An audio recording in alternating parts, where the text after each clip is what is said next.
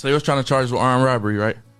Because we ran in the store, we had a sledgehammer and shit trying to get the jury. They say we armed because of the sledgehammer, right? So I get in the law book, first thing I see, I go to that type of shit. And they say you can only consider something a weapon if they use it to threaten somebody and demand something. You know what I'm saying?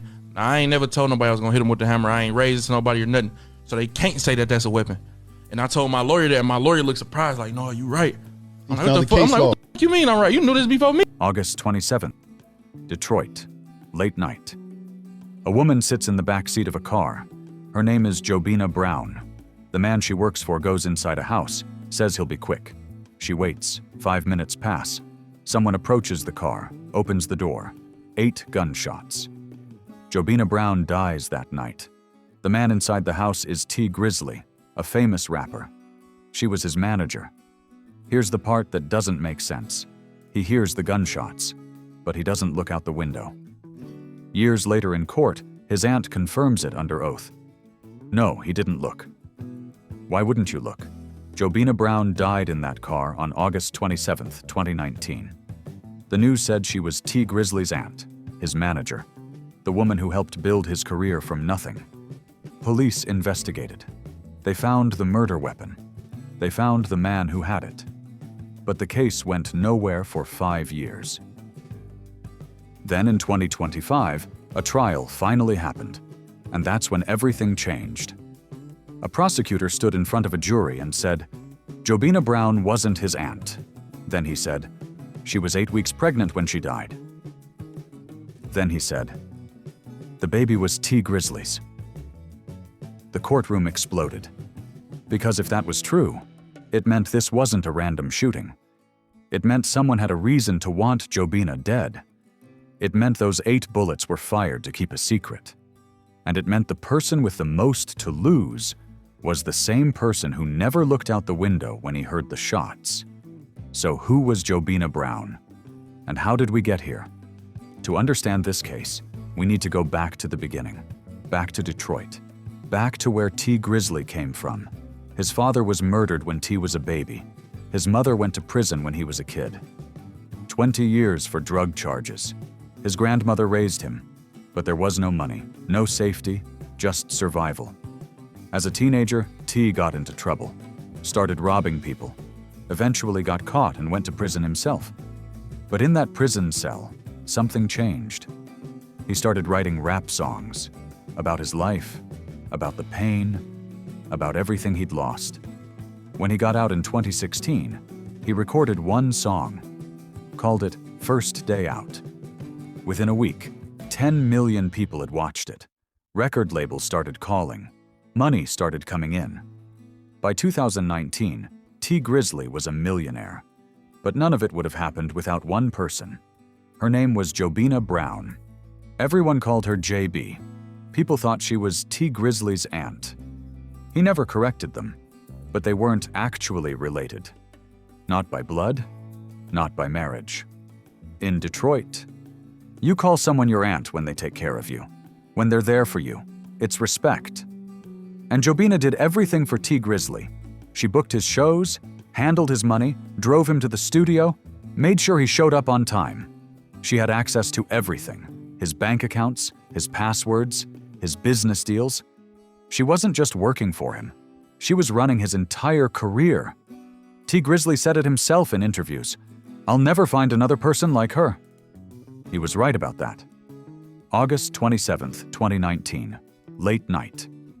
Tee Grizzley and Jobina are driving through Detroit's east side. They pull up to a house. It belongs to Tee's other aunt. Tee tells Jobina he's going inside for a few minutes. Jobina decides to stay in the car. She's tired, and she's picky about cleanliness. Doesn't like sitting in other people's houses. Tee goes inside. Maybe few minutes pass. Then someone walks up to the car, opens the door, fires 8 shots. All 8 hit Jobina. Chest, side, arm. Inside the house, Tee hears the gunshots. His cousin grabs a gun. They run outside, but the shooter is already gone. The car is still there. Jobina is in the back seat, bleeding, phone in her hand, trying to call Tee. An ambulance arrives, rushes her to the hospital. She dies that night. Police put up posters, offered a $2,500 reward for information. Nobody came forward. Right away, people started asking questions. Why Jobina? She wasn't in the streets. She didn't have enemies. She was just doing her job. So why her?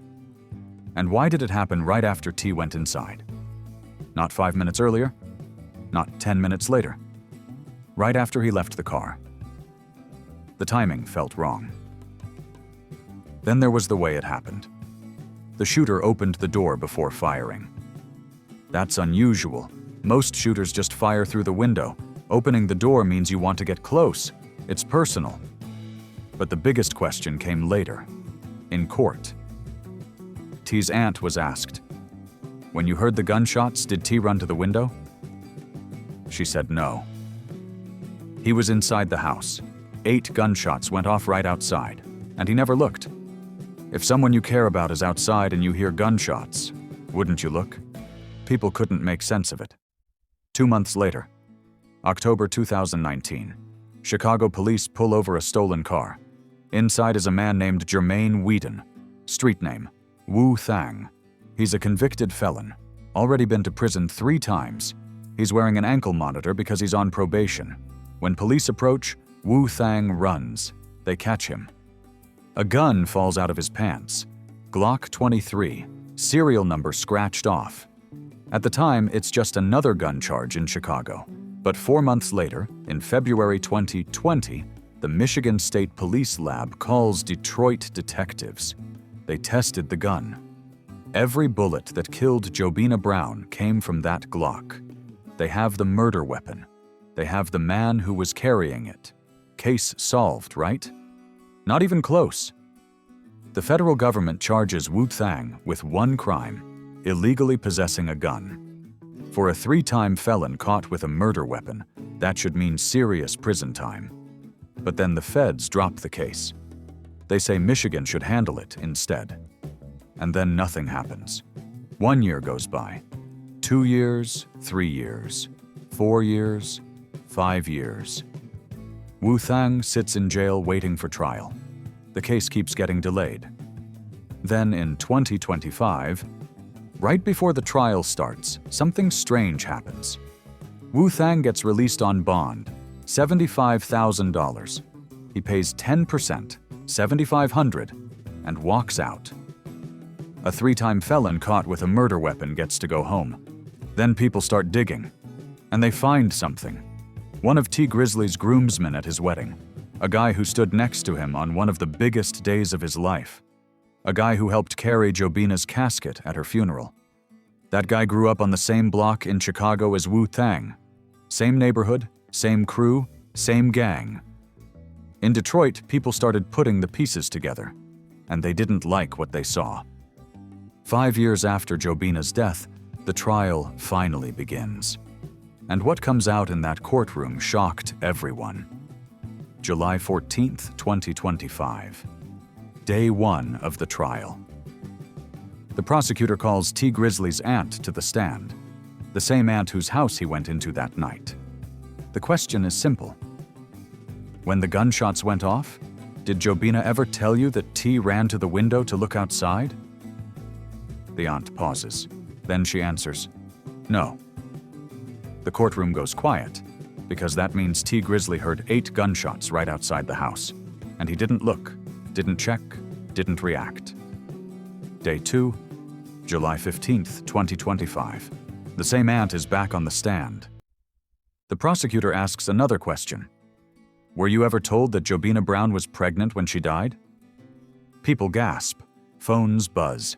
The judge bangs his gavel. Then the prosecutor asks the follow-up. Did Jobina ever say that Tee wanted her to get rid of the pregnancy because it would hurt his career? The defense jumps up. Objects. The judge agrees, but it's too late. The jury heard it. The reporters heard it. Suddenly, this case isn't about a random shooting anymore. The prosecutor lays it out step by step. Jobina Brown wasn't Tee Grizzley's aunt. That was a lie. In 2019, Tee's career was exploding. $1 million deals, endorsements. He was the success story everyone loved. But according to the prosecution, Jobina was 8 weeks pregnant. and Tee was the father. If that came out, it would destroy everything. His image, his deals, his reputation, everything he'd worked for. The prosecutor's theory, Jobina became a problem that needed to be solved. They don't say Tee pulled the trigger. They say he had the biggest reason to want her dead. The timeline supports it. Tee gets out of the car at exactly the right moment. 8 shots. Door opened. Close-range execution. Tee doesn't look out the window. Wu Thang, connected to Tee's groomsman, caught with the murder weapon. The feds drop their case for no clear reason. 5 years of delays. Then Wu Thang gets out on cheap bail. Then the prosecution plays a recording. Wu Thang on the phone with his girlfriend. From jail. The call is recorded. His voice is clear. "They took care of me. I'm good when this over." The courtroom goes silent. Everyone knows what "took care of" means. Someone paid him. Someone helped him. Someone made sure he'd be okay. The judge asks if the defense wants to call witnesses. They say no. Tee Grizzley doesn't testify, doesn't defend himself, doesn't explain anything. His lawyers rest their case without calling a single person to the stand. They stay silent. August 2025. The jury deliberates for 6 days. Finally, they come back. 11 jurors vote guilty. 1 juror votes not guilty. The jury is deadlocked. The judge has no choice. Mistrial. Wu Thang stays in federal custody on gun charges, but the murder case goes nowhere. No conviction, no justice, no answers. The police put the reward posters back up. Like the last 6 years never happened. Here's what we know for certain. A woman built a rapper's career from nothing.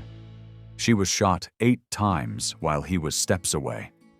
The murder weapon was traced to a man connected to his inner circle. 11 jurors believed someone was guilty. But there's no conviction. So now you have to decide. Was this random? Wrong place? Wrong time? Or was this calculated? A secret that had to be buried? A problem that had to be eliminated? Drop your honest thoughts in the comments. No attacks. Just your perspective. If this story made you think, hit the like button. And subscribe because cases like this need to be told. Truth matters. Even when it's uncomfortable. Jobina Brown deserves to be remembered, not just as a headline, but as a person whose life mattered. Rest in peace, Jobina.